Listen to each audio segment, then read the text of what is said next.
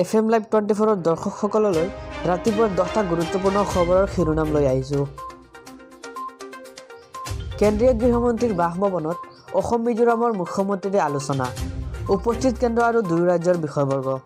অসম মিজোৰামৰ সীমান্তৰ সংঘাতক লৈ হিমন্ত বিশ্ব শৰ্মা আৰু জোৰাম টাংগাৰ বৈঠক। ভয়ংকৰ ঘটনা। চলন্ত ট্ৰেইনত 4টাকৈ দবাত অগ্নিকাণ্ড। এই ঘটনা সংঘটিত হৈছে দিল্লীৰ পৰা ছত্তীশগড় অভিমুখে আহি থকা এখন ট্ৰেইনত।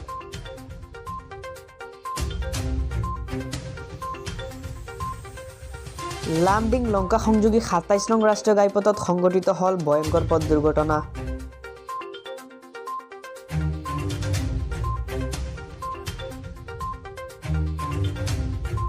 FM লাইভ 24 ৰ দৰ্শকসকলক জনাই আছো যে আসাম ৰাইফলে নগা দুৰ্বৃত্তৰ পৰা উদ্ধাৰ কৰে দুজন যুৱকক।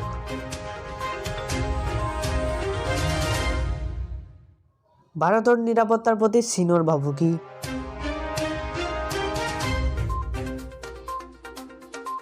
আকৌ ভাৰতৰ মাটিত চীনৰ নিৰ্মাণ কাৰ্য। ভাৰতৰ ভূমিত নিৰ্মাণ কাৰ্য চলাই আছে চীনে। এই ঘটনা ধৰা পৰিছে উপগ্ৰহৰ তথ্যৰ পৰা।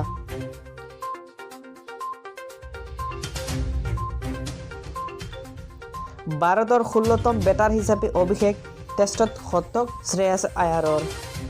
এই কৃতিত্বৰ অধিকাৰী হোৱা শ্ৰেয়াছ আয়াৰ হৈছে 110তম বেটাৰ। দেউৰী জনগোষ্ঠীৰ প্ৰথমজন PhD ডিব্ৰুগড় বিশ্ববিদ্যালয়ৰ প্ৰাক্তন অধ্যাপক ৰামপ্ৰসাদ দেউৰীৰ মৃত্যু।